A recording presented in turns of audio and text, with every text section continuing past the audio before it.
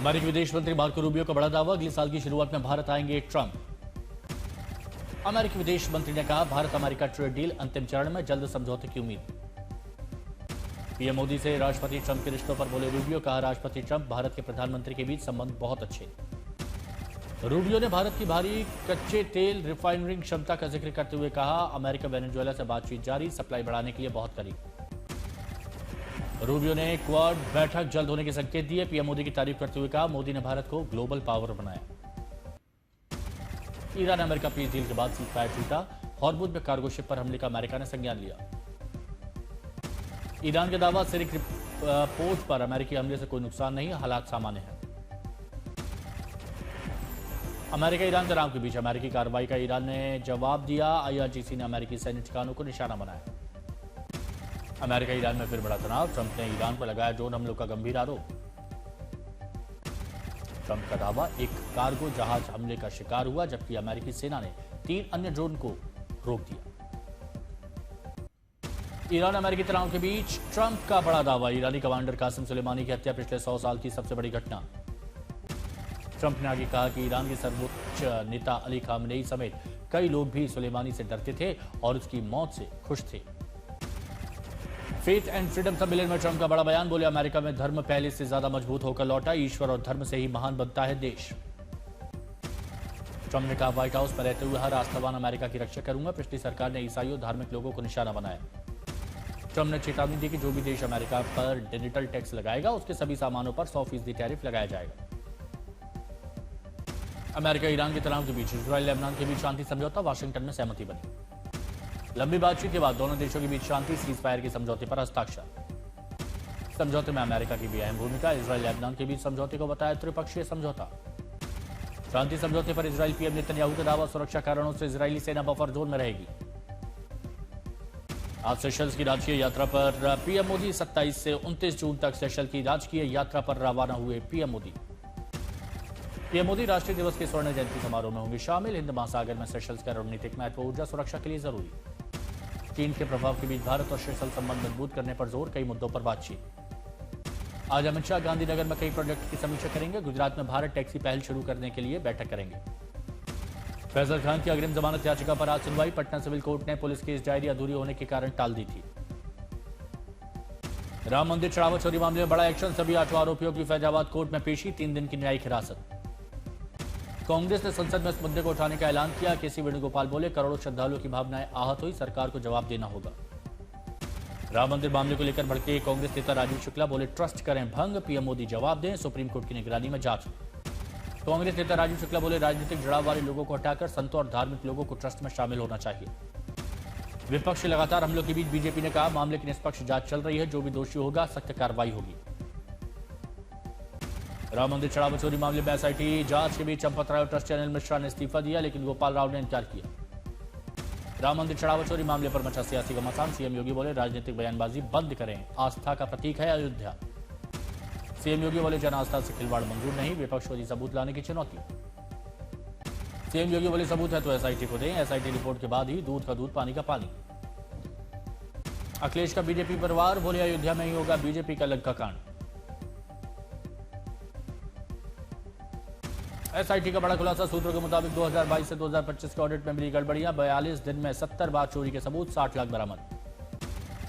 सूत्रों के मुताबिक मंदिर के सीसीटीवी में कई बार चोरी करते दिखा था मनीष यादव, जो कि टिन्नू का रिश्तेदार है। एसआईटी जांच में पाया, सीसीटीवी में देखने के बाद भी कोई एक्शन नहीं हुआ मनीष पर। यूपी के डिप्टी सीएम ब्रजेश पाठक ने कहा, एफआईआर दर्ज हो गई, अब उन पर कठोर कानूनी कार्रवाई होगी। ब्रजेश पाठक ने एसपी कांग्रेस पर तुष्टीकरण और टेरर फंडिंग का आरोप लगाते हुए बोले, बाबरी मस्जिद के लिए जुटाए गए चंदे का हिसाब दें अखिलेश। राम मंदिर विवाद पर शिवसेना नेता संजय राउत ने उठाए सवाल, कहा पार्टी ने राम मंदिर ट्रस्ट को 1 करोड़ और चांदी की ईंट दी, पर रसीद नहीं दी। सीएम योगी नोएडा प्राधिकरण के नए प्रशासनिक भवन का मुख्यालय का आज उद्घाटन करेंगे, 390 करोड़ की लागत से बना है। राम मंदिर चढ़ावे पर चोरी पर शंकराचार्य विमुक्तेश्वरन का बयान, बोले असली आरोपियों को बचाया जा रहा है। देवरिया में सीएम योगी ने 456 करोड़ की परियोजनाओं का किया शिलान्यास, कहा शिक्षा पर दिया जा रहा है विशेष ध्यान। नीतीश कुमार के आवास मिलने पहुंचे थे आरसीपी सिंह, नीतीश कुमार से आरपी सिंह की मुलाकात की तस्वीरें सामने आई। बिहार में फिर से आंसू पटके, जेडीयू में आरसीपी सिंह की वापसी की अटकलें। पटना में तेज प्रताप यादव के ड्राइवर पत्नी संग पहुंचे थाने, मोतीलाल यादव के परिवार पर दर्ज कराई शिकायत। तेज प्रताप यादव के ड्राइवर अनिल यादव का आरोप का गवाही से रोकने के लिए पत्नी को दी गई धमकी। बिहार जेल प्रशासन में बड़ा फेरबदल, 30 उपाधीक्षक स्तर के अधिकारियों का तबादला। केतन अग्रवाल हत्याकांड में पुलिस का बड़ा दावा, प्रेमी चेतन सिंह मंगेतर सिया गोयल को हत्या के लिए उकसाया था। पुलिस का दावा, आरोपियों ने डिलीट किए थे फोन लॉग। सिया के भाई से 10 घंटे पूछताछ। सिया के भाई साहिल ने कहा, अगर सिया ने परिवार को बताया होता कि वो केतन से शादी नहीं करना चाहती तो परिवार शादी के लिए आगे नहीं बढ़ता। मुख्य आरोपित सिया की मां का बड़ा बयान आया, बोली अगर उनकी बेटी दोषी साबित हुई तो उसे भी किले से नीचे फेंककर मार दिया जाए। सीएम फडणवीस से मिले मृतक केतन के पिता। महाराष्ट्र सरकार ने पुणे केतन हत्याकांड केस को फास्ट ट्रैक कोर्ट में चलाने का फैसला लिया। भरत तिवारी की मां का सनसनीखेज आरोप, कहा भोजपुर एसपी ने कहा मीडिया में मत बोलो नहीं तो भरत की तरह मरवा देंगे। छतरपुर एसपी ऑफिस में भरत तिवारी के पोस्टर लगाए पहुंचा युवक, बोला कहीं मैं भी ना बन जाऊं भरत तिवारी, मेरा भी हो सकता है एनकाउंटर। तिरुपति के श्री वेंकटेश्वर स्वामी मंदिर में सुप्रीम कोर्ट के जज जस्टिस अरविंद कुमार ने की पूजा। केरलम के थोपुर रेलवे स्टेशन पर बने रेलवे प्लेटफॉर्म शेल्टर का शुभारंभ, वायनाड की सांसद प्रियंका गांधी शामिल। भुवनेश्वर में सीएम मोहन चरण मांझी ने उद्योग जगत के प्रतिनिधियों से मुलाकात की। औद्योगिक परियोजनाओं के लिए कई एमओयू पर हस्ताक्षर। मानसून ने फिर पकड़ी रफ्तार, आने वाले 24 घंटों में बिहार झारखंड के सभी इलाकों और उत्तर प्रदेश पहुंचने की संभावना। मौसम वैज्ञानिकों के मुताबिक अगले 2 से 3 दिनों में तेज होगी मानसूनी गतिविधियां। 29 से 30 जून के बीच उत्तर प्रदेश में पूरी तरह सक्रिय हो सकता है मानसून। सबसे पहले पूर्वी यूपी में देखने को मिलेगा मानसून का असर, बढ़ेगा बारिश का दायरा। तापमान में 5 से 8 डिग्री तक गिरावट आने की संभावना। असम, मेघालय, अरुणाचल, नागालैंड और सिक्किम समेत पूरे पूर्वोत्तर में मानसून की बारिश जारी। मौसम वैज्ञानिकों के मुताबिक मानसून का विस्तार होगा।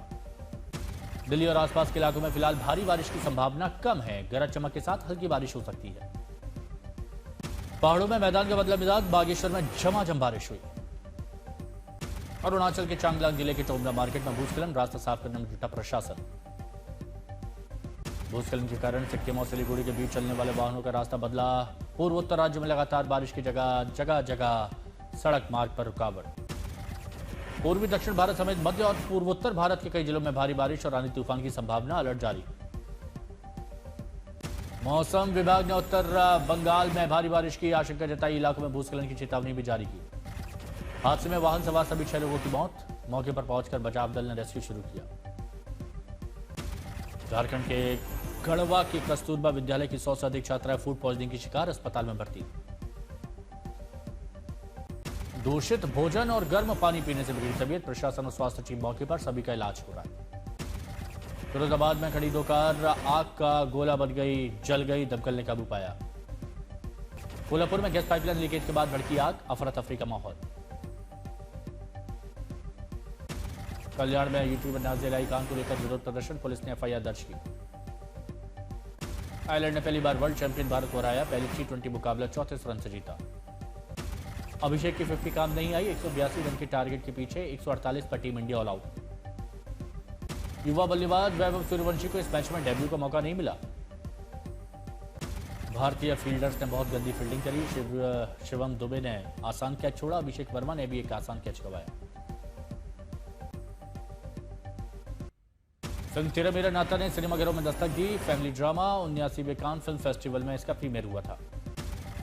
हिंदी की सस्पेंस और क्राइम थ्रिलर नव्या चक्र भी सिनेमाघरों में रिलीज, फिल्म में तुषार कावले, क्षितिज पवार, प्रतीक्षा लीड रोल में।